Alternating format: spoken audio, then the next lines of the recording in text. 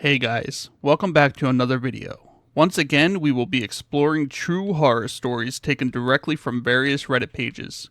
For those who are new to the channel, I will be adding software to my voice to make it a little scarier, so don't be confused when I sound a little different. If you guys enjoy the video, be sure to subscribe, it really does help the channel grow. Without further ado, let's get started.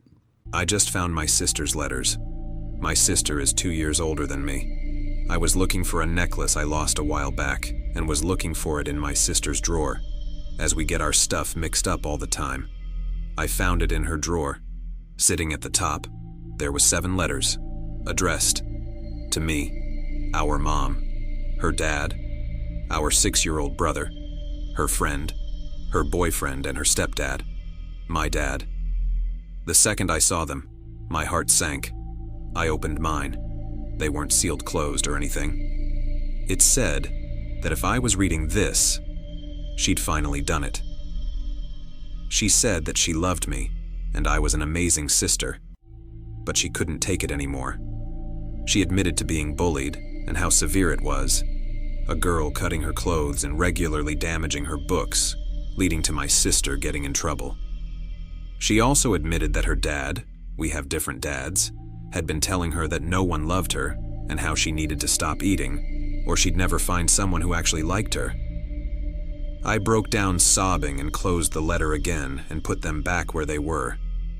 She came home 20 minutes later, got some water, changed out of her school uniform, and left to go meet her boyfriend. I haven't told anyone what I found. How can I? She's here, but the stuff happening to her is so bad that I just can't leave it alone. But I fear making it worse if I do nothing. I need something to do. If anyone has any ideas, please, help. Crazy neighbor tried to unalive me. It was 2023, and I had just moved to a new neighborhood that seemed normal. Or so I thought. When I was moving in furniture into the house, my neighbor that looked like he was 50 years old was sitting on the front porch, and I waved to him, but he didn't wave back. I thought he didn't see me, so I called him out to try to introduce myself. But when I did, he got up from his chair and went inside his house. I was like, well, that was rude, and just ignored it and kept moving in furniture and stuff. It has been 1 month since I moved into the neighborhood, and almost everyone knew me, and I knew them too. All except my neighbor that I've never seen besides that day I moved in.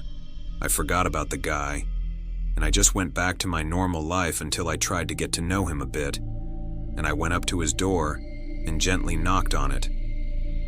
I waited for about a minute. No response. I knock a little harder, and this time he opens the door. He tells me, "What do you want?" And I introduced myself, and when I mentioned about him on the day I moved in, he literally just shut the door in my face. At this point, I'm pissed, and I knock on the door, and when he opens it, I'm greeted with him trying to stab me with a large knife. Fortunately, I dodged it, and I went to my house and locked the door, which I'm glad I did, because not even a minute later, I hear someone trying to open the door, and I said, "Nope, I'm calling 911. And then he thankfully got arrested that afternoon. I don't know what happened since, and I'm living my life normally now. I never knew who he was or why he was trying to harm me, but I don't want to know. My dad committed when I was 16. I still blame myself to this day. Hello? I am 24F, and the title states the issue. My dad was not in my life growing up. He was mentally unstable and an addict, alcohol and pills mostly. This left me living with my mom, who was also unstable and caused many traumatic experiences growing up. I know my dad wanted to be in my life, but between his own issues and my mom constantly moving us around with new men my whole upbringing and hating my dad, it never happened. Well, fast forward, and 2 weeks from turning 15, my dad's wife had found me on social media a while back. I grew up wishing he could be in my life and not understanding it. My mom would say he didn't want me, that he left me, all this and that. And my mom's taken off somewhere, so I don't know what else to do. I asked to come to their house. Over the year that I lived with him, it was not like my child self imagined it would be. He was a severe alcoholic. He would get aggressive or so drunk he'd bump into the coffee table and pass out on the floor for the rest of the night. He would get angry with me. He tried to lunge at me once out of anger, but he'd also tell me how much he missed me and how he's so happy I'm back in his life. There was a point he slit his wrists and came in to show me. He told me once that if he lost me again, he doesn't know what he'd do. He'd tell me about his plans to kill himself, and that he'd wait until my youngest brother was 18. He was 4/5. I never told anyone BC I was already so traumatized from both parents, so I'd just sit there and listen without knowing what to do about it. Well, him and I got in a pretty bad fight one time. Over stupid stuff. I wanted to stay a few extra days with a friend. He thought I was lying about what I was doing. Fight ensued. I left and went back to my mom's. We didn't speak much after that. I think I got rid of his number too BC. I had gotten a new phone.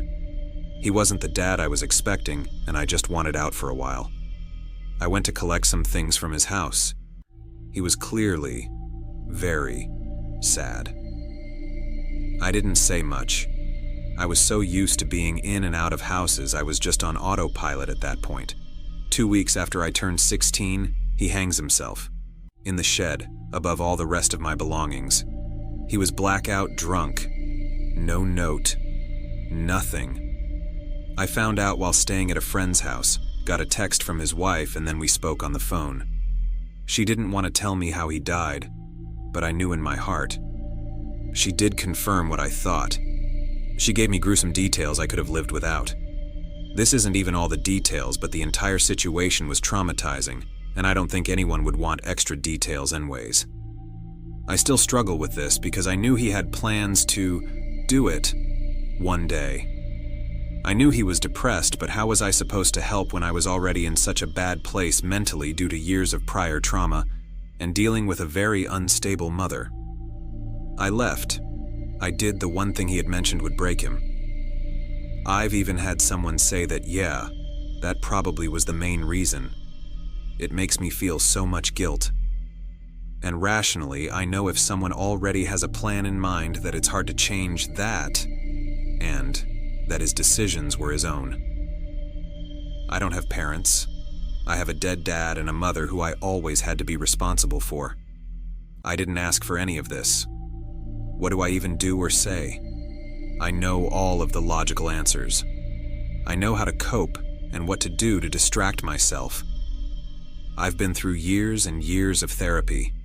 I've done the meds and the coping skills and all of that. But at the end of the day, the feeling is still there. I guess there's no point to this post really, but I feel so alone.